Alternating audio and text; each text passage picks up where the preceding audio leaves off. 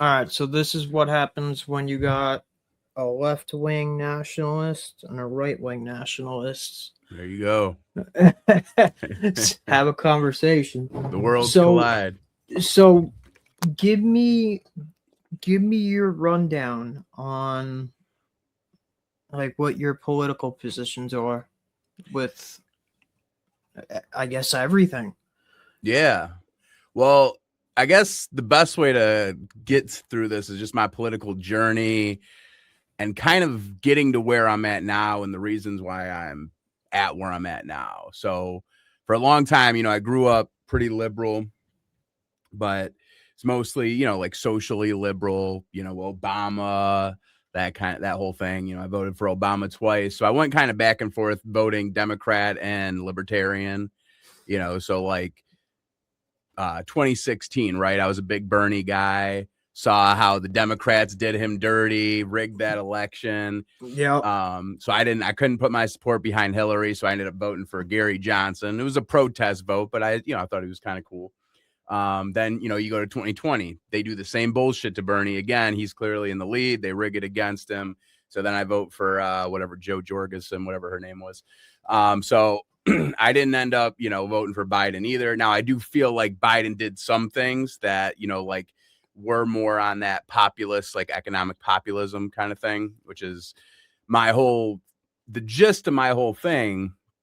But, looking at kind of taking it to 2016, you had Bernie on the left, you had Trump on the right, right? And both of them were really about economic populism. Just, the messaging around different things was, a little different around the edges. But the main thing was, hey, the American working class is getting screwed. Yep. Our government's priorities are all over the place. Overseas, we've lost so many jobs because our corporations, instead of being loyal to the American worker, they're loyal to their profit margin. So they're fine with outsourcing jobs. Yeah. NAFTA to thank for that. Yeah, exactly. NAFTA, all this kind of what I would call, international corporatism, capitalism, whatever. Globalism. Yeah, globalism. Exactly. So, and that's really what I think globalism is just, you don't have any loyalty to one specific nation. You're just building, corporations everywhere, factories, and a lot of these big billionaires, they can really go anywhere. They don't need to stay in one specific space. So, going into the first Trump term, it was kind of like there was things that I liked about it, things that I disliked about it. I liked the tariffs, obviously if I'm kind of protectionist in terms of the American worker. So I support the tariffs. He started that policy. He seemed relatively more anti-war in that term. There were still these little excursions and stuff, with Khomeini and these kind of like little short kind of things. But it seemed like overall we were staying out of any kind of big long-term wars. So I was like, okay, this is, pretty cool. I can get down with some of that stuff. And I always try judging things on like an even hand. So, things I liked, things I didn't like. And I did feel like a lot of the stuff that he ran on in 2016, he was kind of honoring throughout that first term. And, but shit, started getting a little kind of crazy towards the end. The COVID stuff was all over the place. Yeah. And what is your position on that? Like, what do you think? That's a great question. So I grew up kind of I was always into conspiracies and stuff. I was huge into Alex Jones when I was younger. Yeah. And also I don't know how long you followed Alex Jones. Alex Jones wasn't this like partisan figure. He wasn't like just on the right. Like when I grew up, George Bush was president. That was kind of my like political zeitgeist of consciousness. And so Alex Jones was criticizing the Bush administration. Alex Jones called 9/11 to a T. Oh yeah. Said that Osama bin Laden was going to fire planes into the towers. Yeah. Like he had like intel on this shit, and yeah, he's been right more than he's been wrong, a lot of times. So I grew up, watching a lot of this conspiracy shit. So when the COVID stuff happened, I was like, I was kind of in this conflicted space because on one hand, I am like kind of nervous about like, oh shit, when all this stuff about the virus first came out, everyone's like freaking out. It's like, oh, these people are dying. So So I was a little freaked out about that, but then I'm also freaked out about like, you know, Bill Gates and this all kind of, you know, big pharma. I've always been like very, you know, anti big pharma. And then the whole what was it called? Operation Warp Warp speed. Speed. Where, you know, basically they, you know, the big pharmaceutical companies create this vaccine, but hey, you can't sue us. You know, this is kind of the trade-off. Yep, And no so, liability. yeah. So I was like, this is it. You know, and again, trying to look at things even handed, I was like, well, we are telling them, hey, we want you to get this vaccine ready as soon as possible. So like from a trying to, you know, be fair from it and say, hey, like you got to sometimes give them a little leeway if you are saying, hey, push this out as soon as possible. But regardless, I was still, even when it rolled out, I was like, you know, this is kind of weird.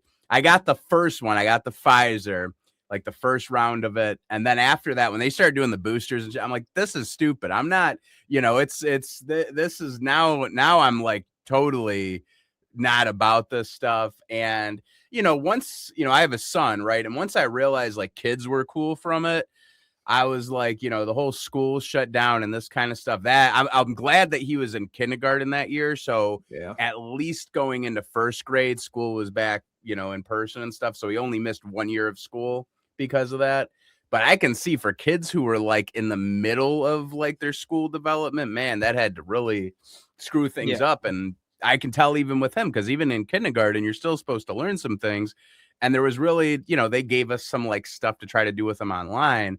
But, you know, long story short, that was, you know, I want, you know, Fauci investigated, all this kind of stuff. There's clearly shady shit going on there. So I was always like suspicious of it, but I was kind of also agnostic, where I wasn't like anti-vaccine, but the way it was handled, the kind of the shame of, oh, you know, we're going to shame these people who don't get vaccinated. Kill grandma. Yeah. Yeah. This kind of shit. And, you know, and that's kind of, this is actually a great segue into kind of where I'm going with this, because the liberal side, you know, of what I would call, whether you want to call them social justice warriors or the identitarian left, is kind of what on my side of the left we call them, people who kind of prioritize the subgroups like Black Lives Matter, the LGBTQ, trans stuff. They like breaking everybody up into these subgroups, and then whoever is the biggest, you know, victim at the time, they put their priority of support behind that group. And obviously, you know, with the world, the groups can always change. Who's the victim today could be a different victim tomorrow. And it got to a point where I was like, you know, being a Democrat originally, the working class was the priority, and these other groups were kind of, you know, on the outside of that circle. And it was kind of like this coalition of, okay, you scratch my back, I scratch your back, whatever. This is coalition politics. Once you get past really even the 1970s, the Democratic politicians really start deprioritizing working class policies, and they're kind of covering it up with this identity politics stuff. And you're kind of like, you know, oh, well, if they're for, you know, Black people being oppressed, then some of that stuff will kind of trickle down to like working class stuff. And that was kind of the assumption. And it just got to the point where it was like, oh, these, you know, people aren't giving a shit about working class politics at all. And like the whole DEI stuff, right? I realized, because I worked for a big corporation, and, you know, we have to do these DEI trainings. I right? currently do too. Yeah. So, so in these DEI trainings, you know, I'm like, okay, this is interesting. And, you know, you got to go through these little scenarios. And what I realized, so there would be like these scenarios about each person. Oh, Linda's a Black woman, blah, blah, blah. Henry's an old disabled man, blah, blah, blah. But the end thing, like, I'll never forget, there was like the scenario about this old guy who was like kind of disabled physically. And like, it was like, hey, Henry, you know, he moves a little slower because of his disability.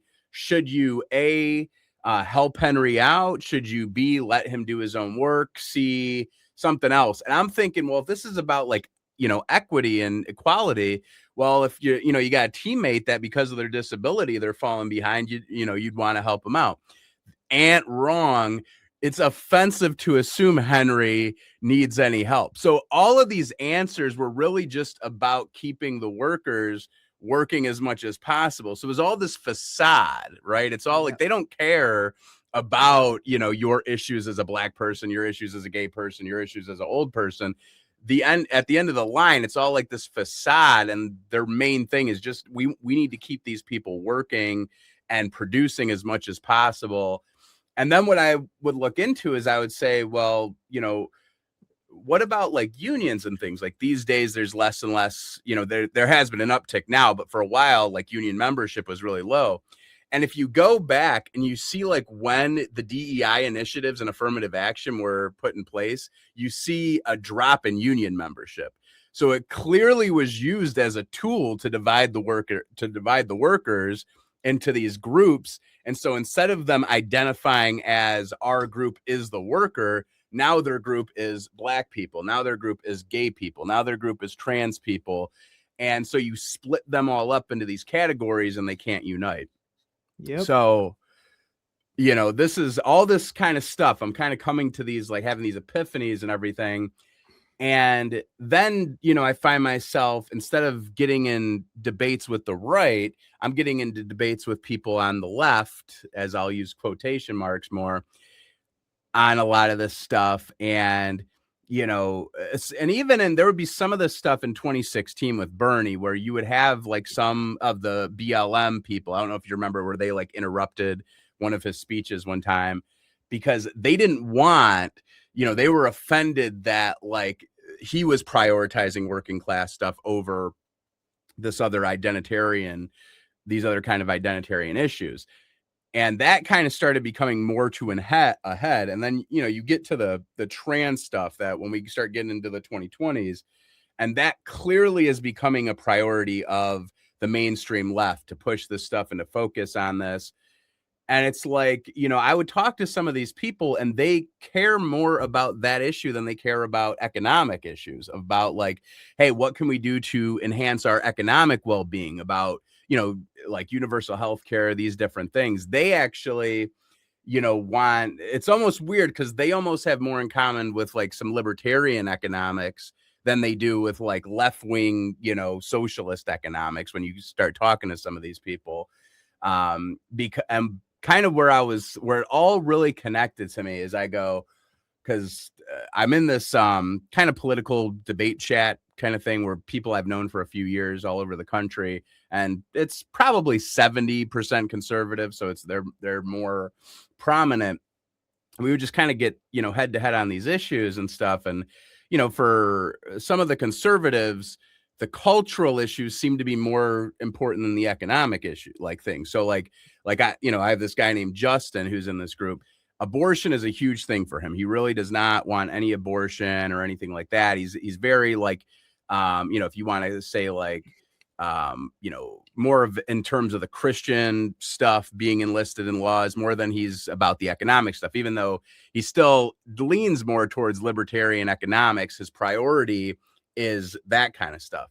And I'm like, well, my priority is the economic stuff. So what's clicking to me is I'm like, well, and I just use this scenario to him because we would just be debating. And I would say, let's say you and I are the heads of political power. I'm the head of the left. You're the head of the right. We can make a deal. If I said, hey, you know, I'll waive like abortion rights. I just use this scenario, right? Make abortion illegal completely.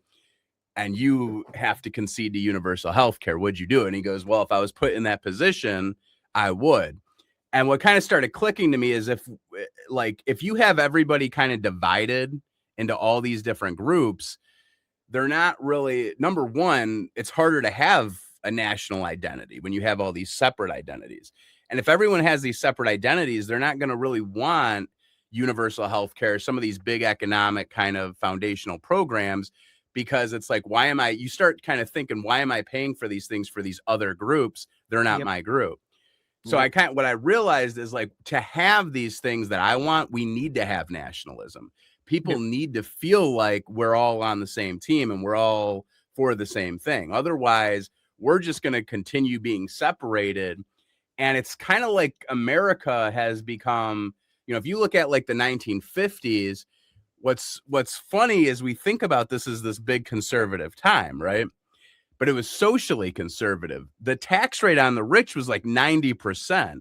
FDR, and Dwight Eisenhower, they were talking about the New Deal where Americans were going to have like a livable wage and free health care and all this kind of stuff. So we had this concept before, and that's kind of what I looked at. That it made sense then, and you have to have the nationalism to have the left-wing economic system. And clearly the Chinese are nationalists. They prioritize China without any doubt. The Russians do the same thing. The Viet Cong were left-wing nationalists. They were, communists, but there's even a divide within communists. So there's, you have the internationalist and then you have the nationalist. And I don't know what all groups, have you heard of the ACP yet? They've started to kind of become more prominent on social media. Mm-hmm. So they're the communist group that I have like the most friends and, most aligned with. What is that? The American Communist Party? The American Communist Party, right? So there's a few different groups. I've seen some of it. Yeah. So there's a few different groups. There's the Communist Party of the USA. There's a couple other ones. But the American Communist Party, they're kind of on the same boat I am, where you're prioritizing America in that. You're putting in the nationalism. And a lot of the other communist groups, there's kind of like a beef. There's like a little bit of a civil war going on right now because, the other communist groups don't, they want that kind of like international solidarity. They want to focus on that. And that's really what the divide was between Stalin and Trotsky. Stalin wanted to prioritize Russia, or at the time the USSR. Trotsky wanted to focus on the entire world. So it's that divide and that argument has always existed, but that kind of is my whole thing. So where do you stand on like national elections? Like how would you do something like that?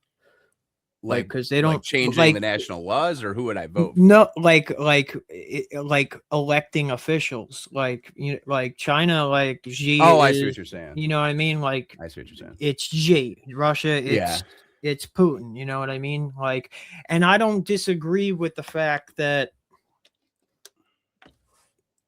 us switching presidents every 4 years, primaries every 2, like midterms, like it doesn't give us a long enough time to move in a direction. Yeah, that's because by the time we start moving one way, we have elections to move another way. You know what I mean? So like, but how do you reconcile that? That's a great question. That's something that I've been struggling with, because you can't argue that, using China, for example. I mean, you could use Russia as well, but China is obviously, out of all these kind of societies right now, they're the most successful in terms of how their cities look and their technology and all that kind of stuff.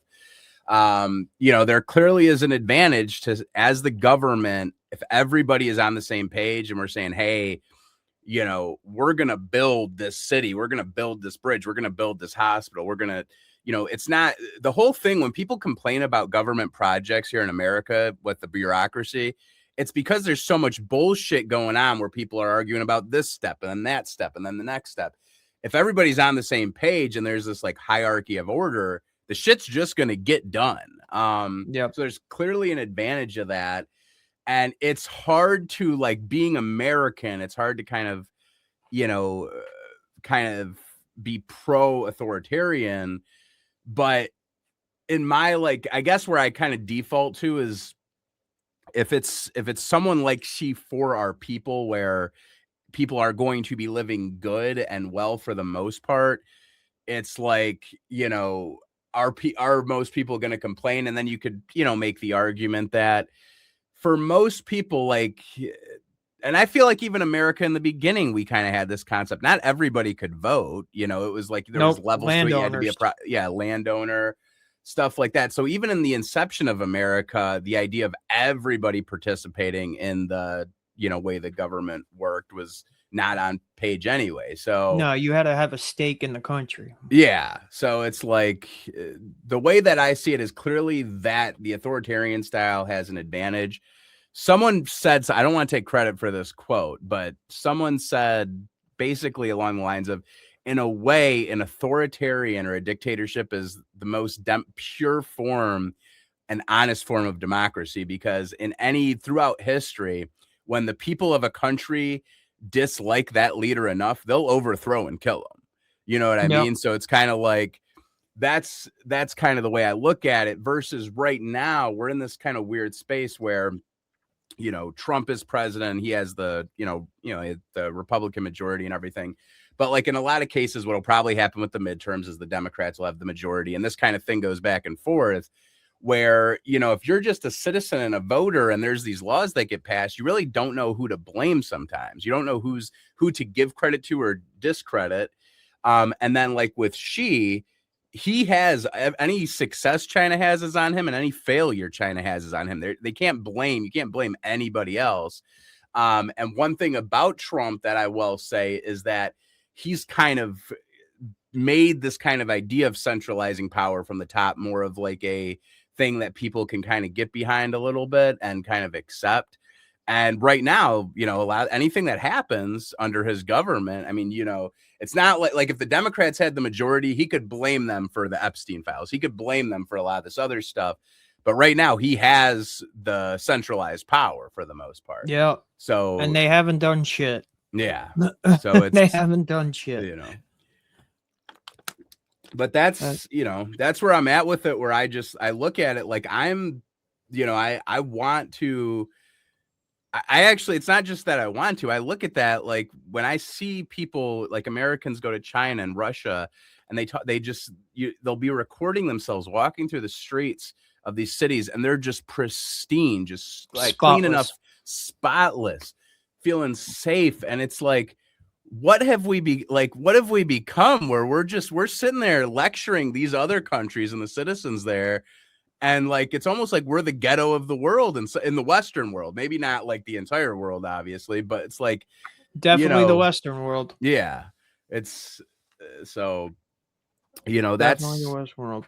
That's where I'm at with that stuff. So it's kind of like the way that I look at it is I'm pretty concrete on my economic stances, where, you know, economic populism, the capital that is produced in America should be, when I say shared, I don't mean like it's got to be distributed equally and there can't be anybody who becomes rich, but it needs to be more of like the oil that's produced here, that should stay here. Yeah. And it should be a benefit to Americans. And what's funny is the citizens of Alaska get a dividend for it. So they've nationalized the oil in Alaska. That's a state of ours. And all the citizens get a dividend from all the oil that's exported and sold. For the rest of us, we actually are getting hurt by exporting oil because we're lessening the supply within our borders. And the companies that are exporting the oil, they're not, even though they might be an American company, they're not America, so they're not. No, they're a national company, so it doesn't matter. Yeah, so that's kind of, you know, I think that we should nationalize a lot of this stuff, or at least have a partnership. And that China kind of does a similar thing where they have a partnership between the government and the corporations. So the benefits of that the corporation is producing is being shared on the people, and people can still make money. The heads of those businesses they're not hurting.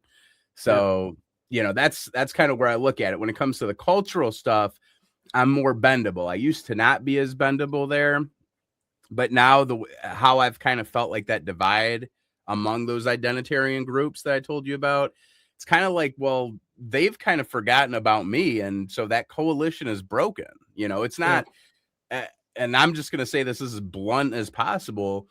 I'm not black. I'm not gay. I'm not a woman. So when I was voting to prioritize these, you know, the politics for these people, it wasn't benefiting me. I was doing it as this kind of shared, hey, you're going to, you know, vote for my stuff, I vote for your stuff. It's the whole point of having a political coalition.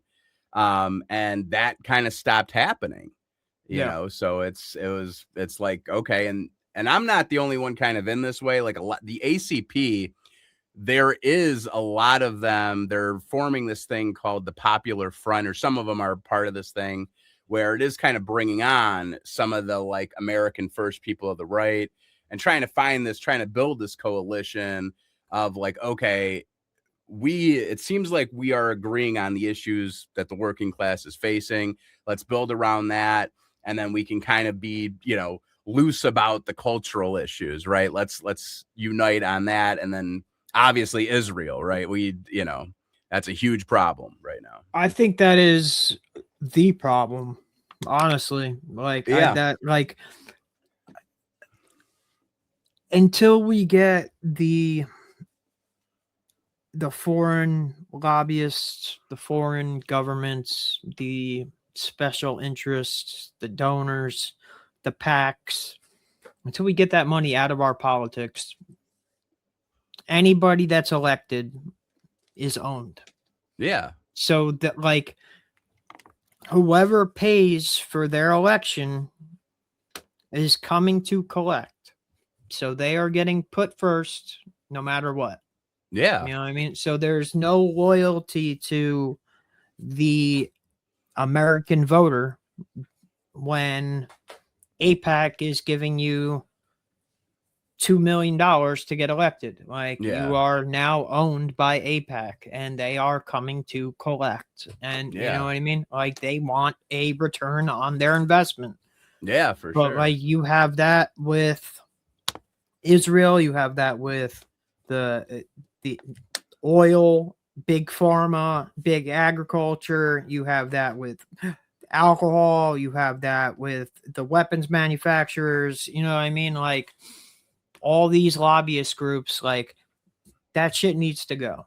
Like, that money needs to come out of politics. AIPAC, like, I don't understand why AIPAC is not registered under FARA.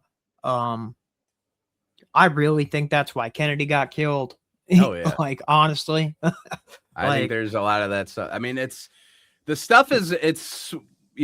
before like the last couple of years, I was kind of, prior to October 7th or whatever, I was kind of agnostic about Israel, where I wasn't like, antagonistic towards them. I was just kind of like, hey, you guys got to take care of yourself at the end of the day. Yep. Other than that, like, whatever, live and let live. But after October 7th, I think a lot of us kind of like, hey, what's going on here? This is clearly not in our benefit. Clearly, the Israeli government wants to take more and more land of the Middle East, and they want to use America's might to do so. And now more people are hating us because they're basically like putting us in front of them, doing all this stuff.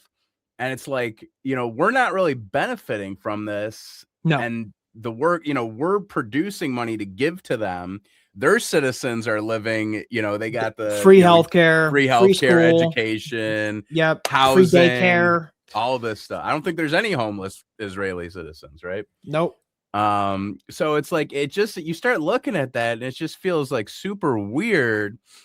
And and that's the thing going on with there's on the left right now, there's I'm going to be oversimplifying it, but half of them are like, no, Israel definitely controls us. On the other half, which I would consider more the liberal side that wants to guilt trip everybody about everything. No, don't say, they still are, if you say Israel controls America, that's anti-Semitic or whatever. Everything's anti-Semitic. Yeah. It doesn't matter. You can criticize the government, you can criticize Bibi, you can criticize the Knesset, the Likud party, you can criticize any of them. You're fucking anti-Semitic. It doesn't. Yeah, for sure. And they've driven that word into the ground, and and clearly it's being used to silence people, and the legal trouble people are getting into over the shit. It's just like, it's become so obvious now of the control that they have.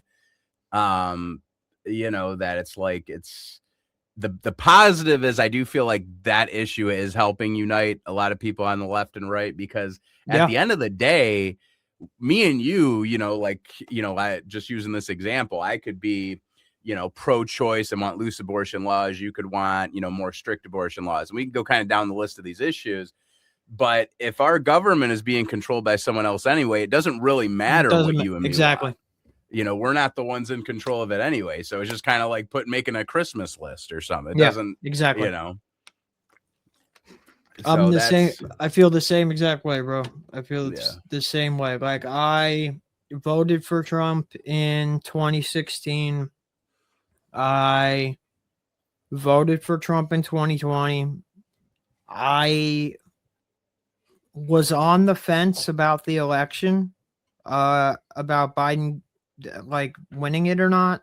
Yeah. And after all this, after seeing all the shit that's gone on over the past 4 or 5 years, I think they stole the election from him somehow. Yeah. I really do. And then I was on board with Trump up until Charlie Kirk got killed. Yeah. And when Charlie Kirk got killed, I don't think for a second that kid shot Charlie. And I think we are being lied to. Yeah. And I think the administration is complicit in covering up what really happened. And at 100%. that point, they completely lost me. Yeah. They completely lost me. And then now I've been going down the rabbit hole of Israel, their lobby, like how they're funding candidates, like I really think they killed him. I really do. I really do. And like, whether you agree with his politics or not, like, he was their biggest champion up until he started speaking out against what they were doing in Gaza. And all he was saying was, you guys are putting me in a position to where I can't defend you. Yeah. You know what I mean? Like, I'm going on these college campuses. These guys are asking me questions, and I don't have a good defense for what you're doing. Yeah. And it's all Jewish money backing him. Yeah. Like, yeah. It's funny. Like, Turning Point is the Christian evangelical version of AIPAC. Oh yeah, for sure. Yeah, I mean, there's a lot of, and he was very pro-Israel for a long time up until close to the end. And the way that I like thought about it, and this is I guess kind of a dark way, maybe cynical, I don't know. But obviously the Israelis they're willing to do anything. They're not above doing anything. And if you think about it from like a mafia perspective, like if they're looking at like Charlie, like, hey, we put all this money in your pocket. This is what you were supposed to do this, and clearly it's blood money, right? So now you're going against the narrative. Now you're, putting us in a bad spot. You're not doing what you're told to do. What does the mafia do in that situation? What does the cartel do? You know what I mean? So it's, and he, and I think he did fear for his life at the end. And I saw this meme, and it was like, basically, because his whole thing the past 10 years was going on college campuses and, debating the left and all this kind of stuff. And it was like, 10 years, the far left, or 10 years debating the far left or speaking against the far left, not a scratch, 6 months speaking against Israel, not alive. Right. So it's like, there's clearly a lot of weird shit there. And the fact that, and Joe Kent, when he came out talking about, hey, I want, let's investigate the foreign involvement, and Kash Patel's shut it down. So it's like they make shit. They just, it's like, I don't know if they think that people aren't going to find out about this shit. I don't know, like, but I think that they don't give a fuck, because what can we really do about it? I think they've gotten to the point where they think that they can do anything, because there's nothing that the public can do. Yeah. Honestly. Yeah. I think it's a slow burn. I mean, I think that if, if a coalition can be built with enough people on the right and enough people on the left, that becomes a serious political threat to the people in power. And it's like, you have to, and we have to, as like, you know, people who care about this stuff, have to remind ourselves of that, because it's so easy to let ourselves get divided. And they're already, you know, the pro-Israel influencers and everybody like that, they're already putting shit out there trying to like squash this. And it's so funny because the pro-Israel lobby has no loyalty to either Democrats or Republicans. Nope. But I'll see them put out material either focused to Republicans or focused to Democrats, and they'll say like, oh, look at this, you know, Republican, he, even though he's criticizing Israel, he's agreed with the left sometimes, so you can't trust him. And they'll do that with Democrats. Hey, you know, this Democrat's criticizing Israel, but he's agreed with the right sometimes. And it's like, but they themselves don't have any American political loyalty anyway. So I'm never falling for that shit, because it's like, clearly Thomas Massey just did an interview with Tucker, and in his interview, they were able to track where the Republican that's running against Massey's money was coming from, and it's coming from a Democrat money processor like Act Blue or something like that. Over $1 million has gone through a Democrat money processor to fund the Republican that's running against Massey, and it's all come from AIPAC. Yeah. Oh yeah. Yeah. I think that he's gotten like 9 million from them or some crazy fucking number for a district in Kentucky. Like, that's insane. And now you have this internal beef on the right with the AmericaFirst crowd, and you have Nick Fuentes supporting Randy Fine. Yeah, Nick Fuentes. I don't know what his it's hard to get like a read on him of what he's doing. I really think he is. I really think he's a Fed, like, not like, I think he's a federal informant for sure. I think he is just here to keep people divided. Period. That's his job. That's what he's good at. Like, he's gone after every America First candidate that he could go after. And for somebody that has ran on or had a platform that's called America First for the last 10 years, you're attacking every America First candidate. You're raising money for Randy Fine. Yeah. You're voting in Democrats. Like, how is any of that America First? You know what I mean? Like any of what you're doing, and none of it is America First. So like, I think he's really outed himself over the last couple days, especially with that story. Like, did you see the story that he told about Bazarian? And how he was planning to kill or something like that. Come on, man. Like Dan, like, if he was gonna go to anybody, it wouldn't be your fucking basement dwelling closet homo cat boy, like, whatever, you know what I mean? Like, it wouldn't be you, bro. Like, it wouldn't be you. And then Luke Gage came out with, like, it happened to me too. And I didn't even know who that guy was. That guy came out of nowhere. I was like, I don't even know who this guy is. He's somebody that, like, literally changed his identity two or three times over the last, like, 10 years. He's a fucking weirdo. Wow. But like, it just, like, it seems too coordinated for me. Yeah. You know what I mean? I think there could be a few moving parts, like the way that, because I try like thinking about every angle of something, and like part of me is, you know, if Nick, again, it's like, how calculated is he? And that becomes a question. But if you're thinking about it, like if he knows that he's a poisonous character where like he's such a controversial character and he actually doesn't want Randy Fine to get elected, if he puts his public support behind Randy Fine, then he could look at it like in this kind of crazy 4D chess game of like, that'll actually hurt Randy Fine if it's the mainstream media is saying, hey, Nick Fuentes endorsed this guy.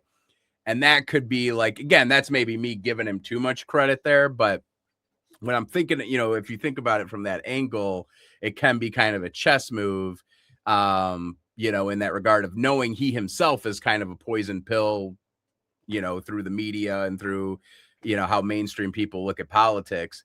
If he throws his support behind somebody and then they get a negative, they get a negative backlash for it, because I stopped listening to anything that he had to say when after Charlie got killed. Within the first 2 days, he was like, there's no way it was Israel. If you think it was, that's low IQ anti-Semitism, blah, blah. Like, as soon as he started spitting like the Fed talking points, bro, you are the anti-Israel guy for 10 years. Yeah. Like, this is your moment to shine. Yeah. And you're going to tell everybody that like they had nothing to do with it. Like, something's off. Yeah. You know what I mean? Something doesn't make sense. Yeah. So after that, like I had to stop taking him seriously. I couldn't. Yeah. Because like whether you believe Candace and like the shit that she said, or like anything, any of these theories, whatever, the official story doesn't make sense. Yeah, for sure. Yeah, and they've fucked around with so much of the evidence, the court cases. Everybody's on a what do they call it? Where you can't say anything. NDA? NDA or a gag order. Yeah, they Gag made order. everybody who was there be on a gag. I mean, it's just like it's so shady, and they paved over the crime scene within right away, 24 hours. Right away. It makes no sense. And for him to come out and say, there's no way, and no way I don't get it. You know what I mean? So like at that point I was kind of done with them. Yeah. You know what I mean? Like I don't like, granted, like Candace has gone down some fucking rabbit holes with her theories, but like the official story doesn't make sense. Like the kid didn't go up onto a roof with a 5-foot rifle in his pants. Yeah.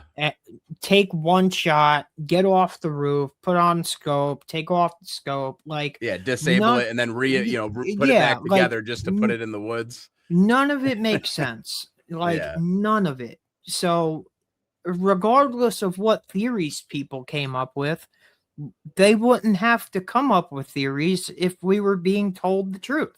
Yeah. Everybody knows that we are not being told the truth. Yeah. I mean, I think when people kind of on the inside realize what Israel is willing to do, like if you look at like Kash Patel and Dan Bongino's demeanor before they got into office, and you see them at every interview after that, and they look, I mean, these guys look terrified. Bongino absolutely looked terrified. Yeah. He killed himself. Yeah. While he's sweating bullets, while sweat is just pouring down his face. Yeah. And it's like, the person in me, the part of me that wants to be charitable is like, if I was in that situation and I knew like, hey, these people are going to murder my family, like what am I going to do in that? So, you know what I mean? So I try to be charitable, but at the end of the day, if you are signing up for a government position, you're in a position where you're working for the people. So you are already sacrificing to put yourself on the line for the people. At the end of the day, nobody forced Kash Patel and Dan Bongino into those roles. They volunteered for it. They put themselves there. So at the end of the day, that's what you are doing. You are putting yourself on sacrifice for the people. And So it's Dude, just, Cash Patel, but like made like a living off of like what he, I don't know, the book he wrote, like the government or the Washington cartel or whatever, like him and Bongino. Like Bongino was like one of the richest podcasters yeah, before he went into the FBI. You know what I mean? He had like one of the biggest shows. Um and like you did nothing. Like you redacted names. yeah, Like I don't, you know what I mean? Like I don't,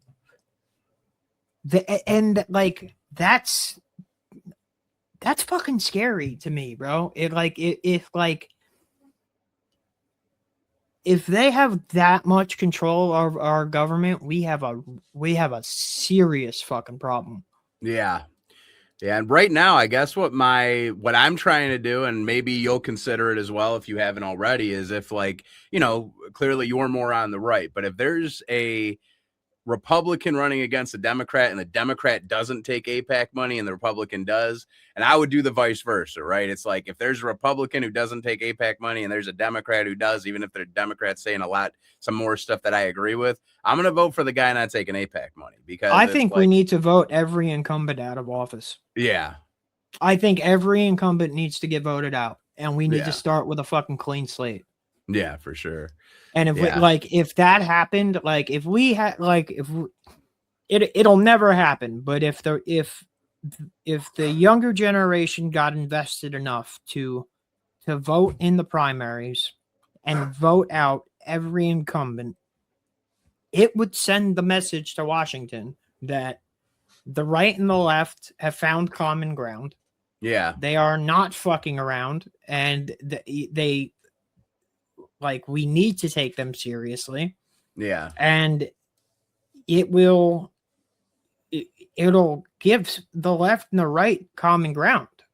You know what I mean? Like the longer they keep us divided, like the worse it's going to get. yeah, for sure. Yeah, I mean, you gotta unite on stuff, and that's when you can gain political power. That's when you can gain political traction. I don't know if you know about, so in the, what was this, I want to say 68, Huey P. Newton, the head of the Black Panthers at the time, he was more about economic stuff than he was about the race stuff. And there was something, there was so much shit going on in the 60s, but there was a group called the Young Sons or something. These were like white kind of right-wing guys. They had Confederate flags, all this kind of stuff, but they were on the same page in terms of the economic stuff. So Huey P. Newton, to like just kind of show like, hey, we need to have this unity, he formed what they call the Rainbow Coalition, which was the Black Panthers and then these white guys with Confederate flags. So you can find pictures of the Black Panthers and then behind them are Confederate flags. No And shit. like, yeah, just to kind of make this show of, hey, we're united on this kind of worker rights shit, on this economic populist shit. And of course, Huey P. Newton gets fucking shot 1 billion times by the FBI or the cops or whoever. So it's like, that's when you become, a threat. That's when they have to take you serious, when you're actually uniting people. If you're just playing into like the division shit, then you're kind of doing their bidding, because the power doesn't change. The power can't shift. You have to have a big majority of people, and those people have to sacrifice some of their other political beliefs. It's just, you have to and I look at the American Revolution.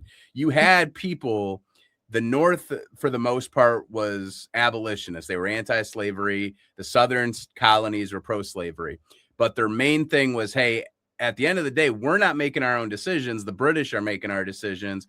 So we're going to have to put that difference aside for now and to unite to have our own independence. Yeah, so 100%. If they could 100%. put that difference aside for the greater good, then you and I can put some of the other like cultural shit aside. Yeah, We can like let's take back our country, and then we could go back to the left versus right bullshit. Yeah. You know what I mean? Like then we can fight about abortion, DEI, whatever, dude. You know what I mean? Like we won't have a country to take back Yeah. unless we find common ground and find common ground relatively quickly. Yeah. Yeah. We definitely, I mean, we have to, I mean, we don't have a choice. That's the only way. And that's what I'm telling a lot of people on my side too, is, you know, there's this thing going on right now where, you know, AOC is, because Marjorie Taylor Greene has been more, you know, supportive of the Palestinians than AOC has. She's been Yep. more, you know, she called it a genocide before AOC did. She wanted to cut off all weapons to Israel. AOC was, well, I don't want to do that. I still think Israel needs their defensive weapons. So AOC lost a lot of credibility over that. And, you know, and so AOC is telling people, oh, don't like Marjorie Taylor Greene because she said racist shit in the past and blah, blah, blah. So there's that whole conversation going on. And I'm like, I take things to the extreme just to kind of play that devil's advocate role. And I say, okay, let's say she has said racist shit. Let's say she is a racist. If we're thinking about the Palestinians, and I'm like talking to the liberals, right, the left, do you think the Palestinians care if Marjorie Taylor Greene has said racist shit, but she actually wants to better their material conditions? Or are they like, no, you know, AOC has said nicer things about us, even though she wants to keep giving Israel weapons to kill us? Like, use your fucking brain. You know what I mean? Yep. If you actually care about the Palestinians and Marjorie Taylor Greene has offered solutions to actually fix their conditions, that's who you want to support on that issue. You don't have to agree with her on maybe the other issues, but on that issue, she's clearly better than AOC is. Nope. And that's how we just have to start kind of looking at this stuff. I think she got the way she got out of office. I think she got threatened. Oh, well, she definitely got threatened for sure. For sure. Like I think something happened and she was out of there like a fucking bat out of hell, bro. Like Yeah. that, well, like there was that phone call with her and Trump where when Trump started turning against her publicly, her son was getting threatened and she called Trump and she's like, hey, that's right. That's right. Cool it down. He My deserves son's it. getting like their life threat. And he's like, yeah, he deserves it. You did this. Yeah. And it's like, you know, so it's, you know, she had and now you have Trump trying to primary Massey. Like, yeah, that's just like Massey, it has been consistently the most America First candidate that we have in Congress. And you have Trump trying to primary him. And it makes no sense. And like people, this is where like I start to lose my shit, because I don't know where I started separating from the MAGA cult, but like they take everything he says as like gospel. Yeah. And like there is no reasoning with them. Like, oh, we'll pay $8 gas prices. Like, what? Like, what are you like? What are you talking about? You know what I mean? Like, like he said no new wars, but he always said Iran couldn't have a nuke. Yeah. Iran doesn't have nukes. Right. Like, you know what I mean? Like, come on. Yeah. Like Iraq didn't have weapons of mass destruction. Like, it's the same fucking playbook. Like, yeah, like, exactly. And it's the same thing with Nick and the Groypers. Like everything Nick says, it's gospel. You know what I mean? So like, if Nick says to vote for Randy Fine, the Groypers will turn out and vote for. That's why Joe Kent didn't get elected to Congress, because Joe Kent was running for Congress in it was Washington. I think it was Washington State, and he did an interview with Fuentes, and like 3 or 4 days later, the press pushed up on him about it, and he disavowed Nick. Yeah. And Nick said, okay, you want to fucking disavow me after I just did an interview with you? You're not going to get elected. Yeah. Every Groyper that I can get to turn out is going to vote. You're not going to win. And he lost by like 2%. Yeah. And they all turned out to keep him out of office. And again, turns out Joe Kent is another actual America First candidate.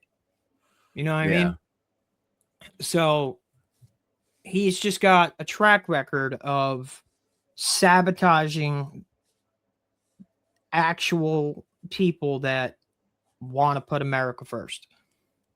Yeah. So, Yeah. And I think someone like him, I think, Milo Yiannopoulos, a lot of these guys, they're kind of podcasters really before they're anything else. They're like content creators. They're, they love, they get high off the attention.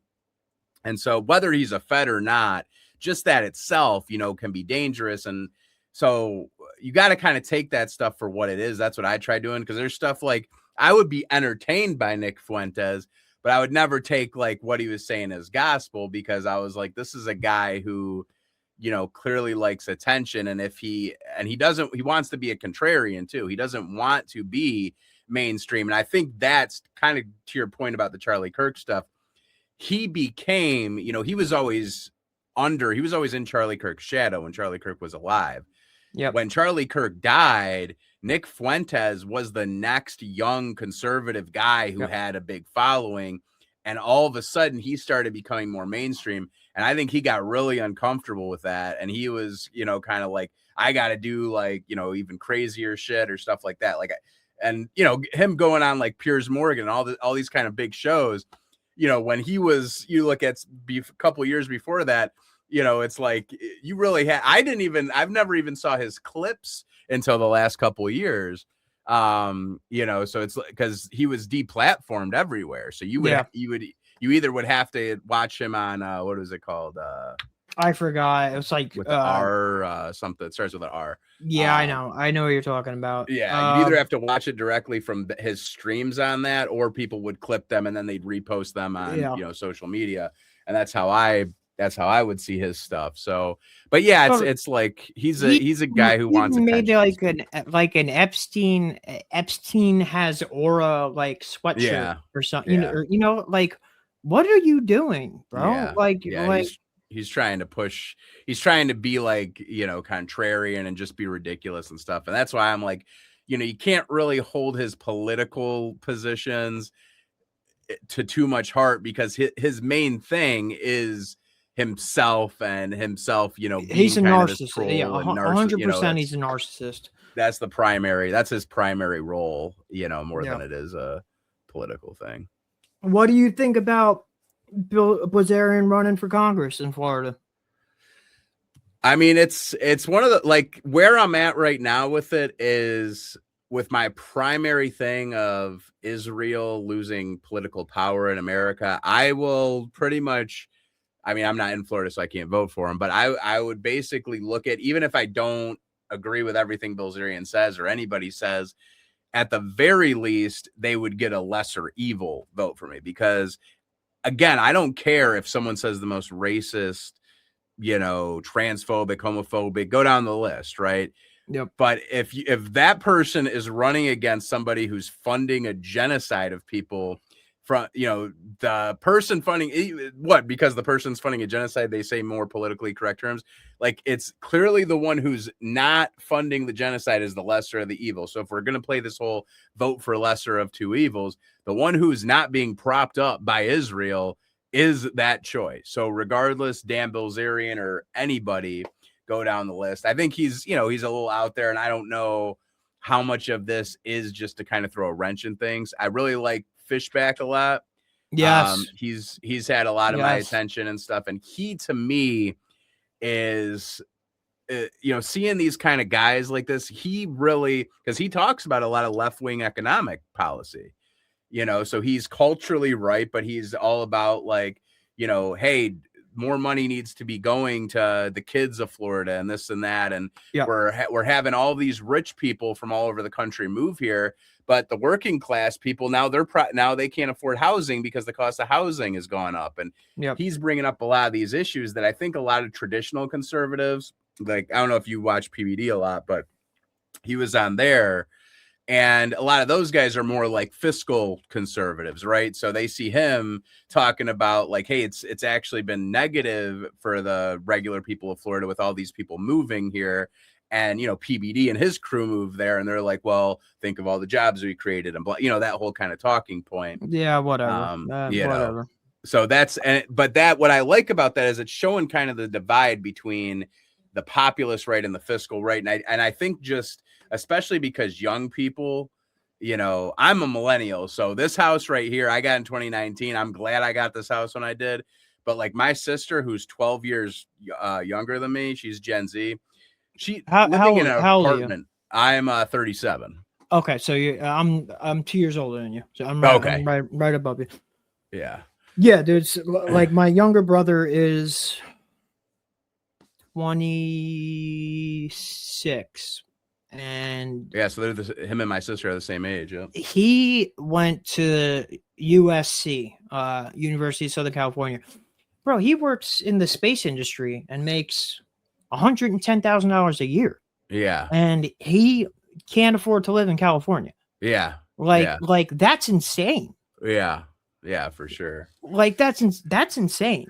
Like he makes more than I make and my mom make combined, and he can't survive out there. Like that's crazy. Yeah. So like imagine being like an average 18-year-old, 19-year-old going to community college, trying to maintain a job and pay your way through school in California. You can't do it. Yeah. Oh yeah, for sure. You know what I mean? Yeah. And I mean, with, because with just me, it's been like, the cost of so many things, just keeping this roof over my head, man, has been tough sometimes. But, with her, she had to move out of her apartment. She's got 3 roommates now in a trailer because her apartment went up to like $1,500 a month for like a small 1-bedroom apartment, and that's the median price. If you look up the median price of apartments right now, of just rent, that's like kind of what it is nationwide. So it's dude, like people. I'm in Jersey. It's no bullshit. Probably 23, 24 for a 1-bedroom. Yeah, God. Like out here, like we have like the highest property taxes. Like it's I hate it. I hate it so much. Yeah. It's. I think it's one of those things where wherever you go, you're going to, right now, it's obviously on a scale because there's certain, like California's. I lived in California. I lived in LA in 2013. And weather, perfect weather. I mean, you and me probably have similar weather in the Northeast. The weather, being able to know that, hey, like I can wear, I know what outfits I'm going to wear for the rest of the week because the weather's so predictable there. Yep. Here in Michigan, I mean, I'm sure in Jersey it's a little similar, bro. The weather app, it's going from, I think tonight is a frost warning. Tomorrow it's going to go to 70 degrees. Yep. Then it's going to storm. Then it's going to be dry and sunny. Like there is every day you don't know what you're getting. So I lived in Sacramento for like close to 5 years. It's the same up there because you have like this. Sacramento's in the valley, and then you can go up the hill a little bit to Tahoe. So you know what I mean? Like the weather can change just by your elevation. Yeah. I loved it. I loved it out there, man. But like the policies out there are killing the state. Yeah. Like you want to know why you have a homeless problem? It's because there's no like something that if there's crime, like drug crimes, that if I committed in California, I wouldn't even get a ticket for, that I would go to jail for in New Jersey for 5 years. Yeah. Like that is why you have a homeless epidemic. Yeah. That is 100% contributing to your homeless problem. You can have, in what world can you have an ounce of dope and get a ticket for it? Yeah. If they even get a ticket, right? So, but that if that happened to me here, I'd be going away for 5 years. Out there, you're getting a ticket, maybe locked up for a night. You know what I mean? Like that's crazy. That's crazy. Yeah. What you're bringing up though, this is because I used to be for that stuff, right? I used to be like, I was very libertarian on like the drug stuff and like all that, like, hey, live and let live, all that kind of stuff. And then, you see, as I became older and became more of an adult, because, when I was in my, early 20s and stuff before I had a kid, you also look at the world a little different at that point too. And it's like, oh, because I remember when I first went to San Francisco, and Oh my like people were God. smoking weed in front of the cops, and Yep. at like first I was like, oh man, this is cool, because here it was always more strict in Michigan about weed. I mean, weed was still fully illegal at the time in Michigan. So it just blew, like, it was like mind blowing. It felt like, it was like, hey, I can, be high around the cops and I don't have to be paranoid about it. So that was nice at that time. But then, like, when you kind of zoom out of the whole thing, and it's like now everybody's smoking weed all around, and it's like, what's this do for like people who want to have their families and like their kids in the city? And then, when you start making, prostitution, all this kind of stuff more out there, and it's Yep. like, when I started looking at things like, man, like China and Russia and stuff like this, and just kind of how they organize their society. And the reality is, if it just always comes back to this, if I want those things, they have very strict social. You can't be, I don't think drugs at all are legal in those No. countries. I don't think there's no drugs at all. No. I mean, I'm sure people on the but it's gotta be so kept on the criminal underground. You're just not going to see it. And and again, when we go back to like in America in the 1940s through the early 1960s and stuff, when we were very strict about this stuff, it's just that's the funny thing. When like Trump first did that whole "Make America Great Again" thing, that was the time period that people were thinking about. Yep. That's what came to mind to everybody. And, and I think just everybody in America at the time, like there's, obviously pros and cons with a lot of other issues, but everybody felt safe. It's like my mom will tell me stories about how she would, at that point in the 50s, they lived in Detroit. And she would at 8 years old just take the bus to a concert or something like that. You know what I mean? Like just mind blowing shit. And like, it's like, you can't even fathom that right now. Even in the nicest area, I wouldn't let my kid just. I wouldn't want to get on a bus in Detroit right now. Like if I couldn't get on the bus, like I wouldn't want to get on the bus, bro.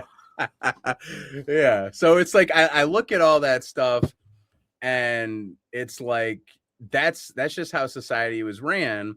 But it was also ran very progressive economically, right? Like I said, the rich were taxed at 90-something%. There was heavy regulations on corporations and banks. And this was something that was agreed upon by Republicans and Democrats. Dwight Eisenhower, I think, put a higher tax rate than even FDR did. So it's like that, that's kind of, if we could go back to that, a lot of those kind of policies, I would be happy. There's still some things I would tweak, but I feel like our history books have erased all this. Like we were taught about that era. We were only taught about the negatives. We were never taught about like all this stuff. And now that we're getting to this kind of affordability thing where so many people can't afford homes, and all, the homeless epidemic and stuff like that. There was like, I'll ask my parents, I'm like, how often do you remember seeing homeless people? They Never. didn't. Never. Yeah, never. And so many of those homeless people are mentally ill. What did we used to have? We used to have, mental hospitals for these people to live in. And that's, again, a Trump thing that he talked about that I supported. You'll knock out a huge portion of the homeless population if we can build these facilities for these mentally ill people to live. Bro, that's what all our jails are filled with. Yeah. Is mentally ill people that need psychiatric care. Yeah. And they're most of them are in jail because there's no place else to put them. Yeah. You know what I mean? Yeah, like, for sure. It's either that or they're going back out on the street. And you know what I mean? Like, we need to start taking care of our people again.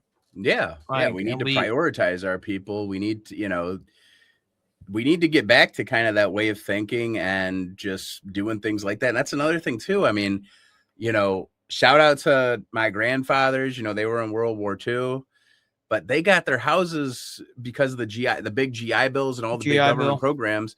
Their houses were like almost paid for by half, I mean, they just, so if you just look at when you wonder, hey, how could one person, my dad's dad was a TV repairman. My mom's dad worked at a dry cleaners. They both lived in the same area. They were the sole income provider of their families, had a family of multiple kids, wife, cars. My dad's dad not only had his main house, he had a lake house, a TV repairman, some blue collar guy had a main house in the suburbs. Then he had a lake house. You can't, I mean, try to fathom this shit at this point in time. You know what I mean? It's just like, it's impossible to even conceive. And it's like, I'll talk to some people these days, like a lot of, I'll say fiscal conservatives that are that are all have that kind of chip on their shoulder about wanting any kind of government programs and stuff to help people out. And it's, they kind of always go to this like default, like, oh, well, that's just the way the economy is. They have to, make themselves more valuable in the marketplace to increase their pay and all this kind of stuff. If we stopped sending all our money to fucking foreign governments and funding foreign wars and actually put money towards helping people, like, we wouldn't be in this situation. You know what I mean? Sure. Like, cut off foreign aid, cut off all military spending to Israel, like cut all of it off. Cut it all off. And that's something I said with a lot of the Doge stuff. That was something that I supported. And the irony, and we'll kind of end on this point because at 7, I gotta get off of here. But I think the biggest irony of like with Trump's, kind of America First and wanting to kind of cut ties financially with like NATO and stuff like that a bit and kind of at least pull some of that back in and ending a lot of the other foreign aid is he basically either cut foreign aid from all these other countries or put high stipulations on it. And then Israel was able to do whatever they want, ask for whatever they want. So ironically, he put a bigger magnifying glass on Israel with the American people. Before, Israel just kind of blended in with the pack of all of the countries we were giving money to. It was just like, oh, there's, the European countries, there's Israel, there's Egypt, they kind of just got to blend in with the pack. But Trump kind of removed the pack. And it's like now Israel is getting the sole kind of, they're like the golden child. Yeah, so, I think they brought it on themselves, though. You know what I mean? If they didn't carpet bomb Gaza, you know what I mean, and completely level that place, and it wasn't known that it was all our money funding it, you know what I mean? I don't think we'd be having this conversation right now. Yeah, for like sure. The way they handled Gaza and the reaction to October 7th is what put the spotlight on them. They did it to themselves. Yeah. And they got super reckless. I think for a long time they were more strategic about how they moved and like how much of land they would take at a time and their missions and stuff like that. But in the recent last couple years, I think Netanyahu too, because he needs to keep that war going for him to stay in power. So he's got to kind of keep that perpetual. Well, they also know that the younger generation here does not support them at all. Yeah. Like once the boomers are gone, like support for Israel falls off a cliff. Oh yeah. So sure. Whatever they want to do, they need to move rather quickly. Yeah. I think that's why we're at war with Iran. Oh, 100%. Yeah. 100%. They want the greater Israel project. Yeah. You know what I mean? Yeah. And Iran is the only military in the region that could prevent Israel from achieving that. Yeah. So we are going to take them out. And other than Iran, there's no other country that can even try to stop them. Yeah, well, we've knocked them all out at this point. You know, I'm sure you Yep. saw that video in 2002 yeah. where Netanyahu came to Congress and he's like, I want you to get Iraq, Libya, Syria, Syria. Oh yeah, Iran. Afghanistan. We gave them the list. We did Yeah. we did it all. Yeah. So, you know, it's, yeah, I mean, and then the other guys that became their allies were just really doing it because they were probably scared into submission of being their allies. So I mean, they're blowing up Lebanon, and Lebanon is a majority Christian country. Yeah, like it's a 60% Christian country. And they are annexing southern Lebanon. Yeah. I mean, you see how, you know, all the stuff that's come out with how they treat Christians and stuff like that. So the whole Christian Zionist thing, I mean, that's just that's a whole Judeo-Christian values. There's no such thing, bro. It's a artificially made up term. Oh yeah, that was made up in like I think it was the late 1800s, early 1900s or something like that. So yeah, man. All right, brother, I'll let you go. It's been a pleasure. Absolutely, man.